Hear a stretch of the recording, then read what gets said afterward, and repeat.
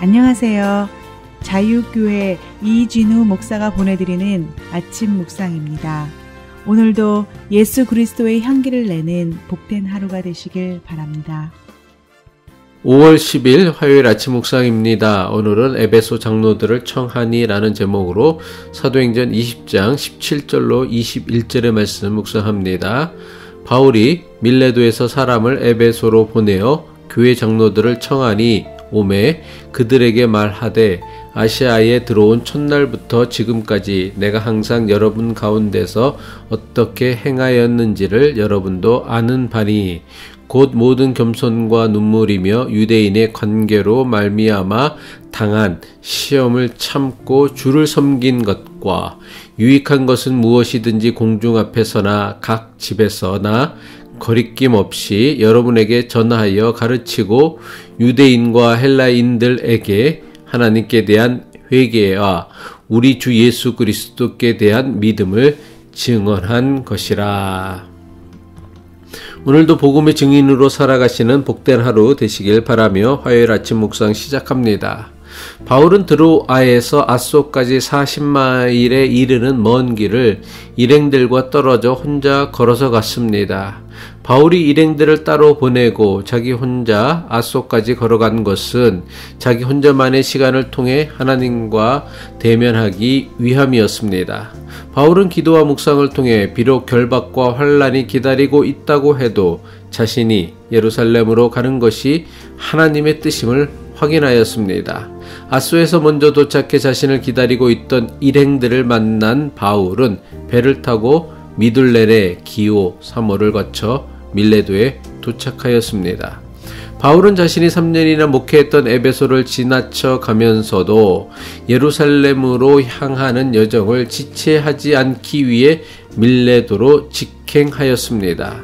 바울 일행이 도착한 밀레도는 에베소 남쪽 30마일 떨어진 곳에 있던 도시로 당시 아시아 지역에서 에베소 다음으로 큰 도시였습니다.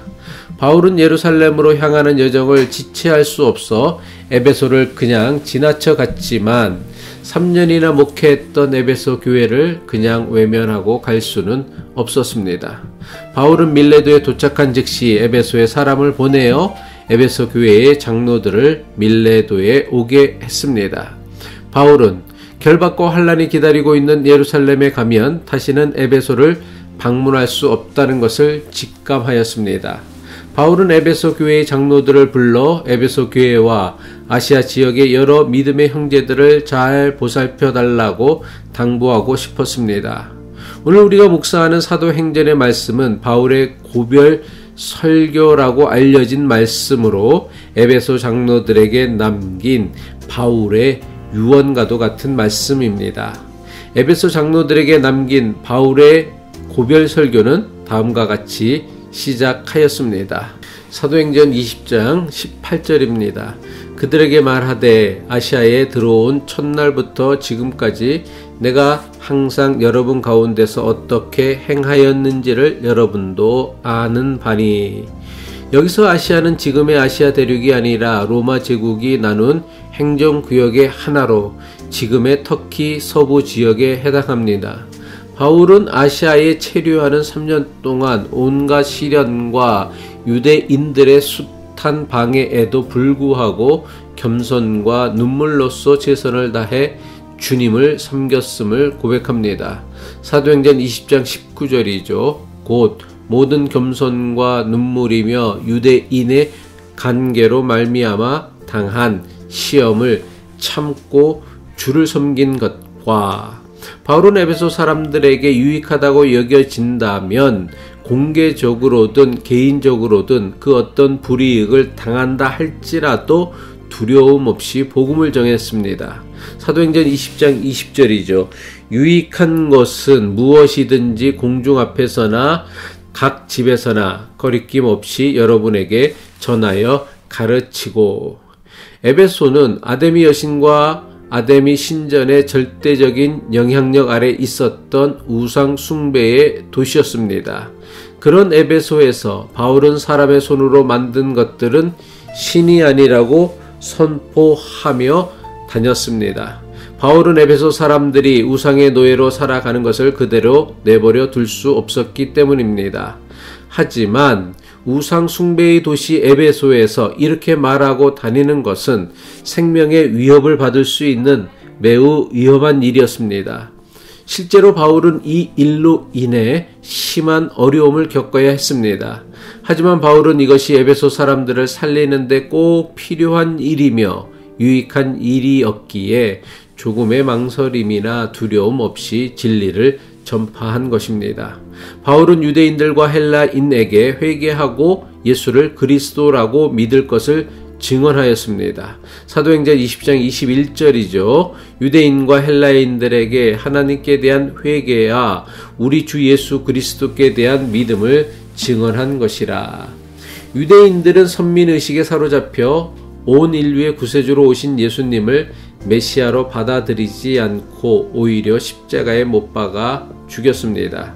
그런 유대인들에게 자신들이 십자가에 매달아 죽인 예수를 그리스도 메시아라고 증언하며 회개하라는 바울의 선포는 유대인들의 심기를 대단히 불편하게 했습니다.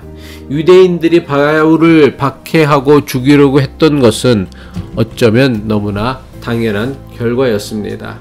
한때 누구보다 투철한 유대교 신자였던 바리새파 사람 바울이 이 사실을 모르진 않았습니다. 하지만 바울은 자신이 발견하고 깨달은 진리를 전하지 않고는 견딜 수 없는 열정적이며 양심적인 사람이었습니다. 그래서 유대인들에게 받을 미움과 박해를 너무나 잘 알고 있으면서도 진리의 복음을 증언하는 것을 중단할 수 없었던 것입니다. 헬라인들은 유대인들과는 전혀 다른 신앙을 가졌던 사람들이었습니다. 하지만 헬라인들은 사람이 만들어낸 온갖 신들을 믿었던 우상 숭배자들이었습니다. 헬라인들에게 세상은 수많은 신들이 각각 영역을 나누어 통치하는 곳이었습니다.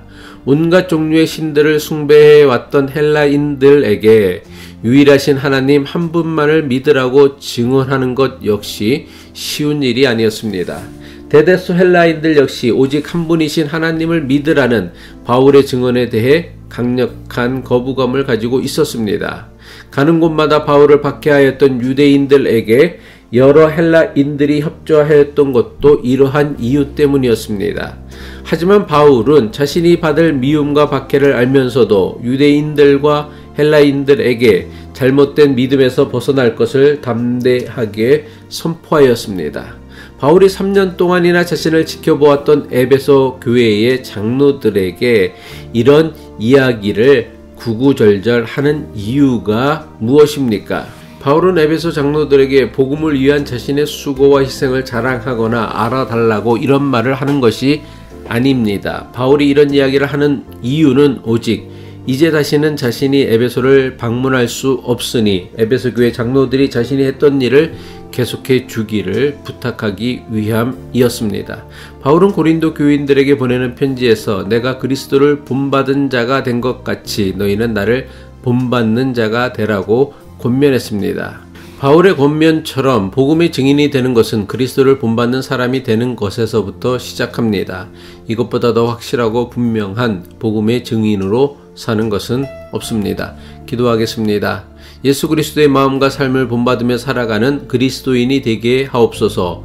그리스도를 본받아 살려는 우리의 삶으로 세상을 향한 복음의 증인으로서의 사명을 넉넉히 감당하게 하옵소서. 예수 그리스도의 이름으로 기도합니다.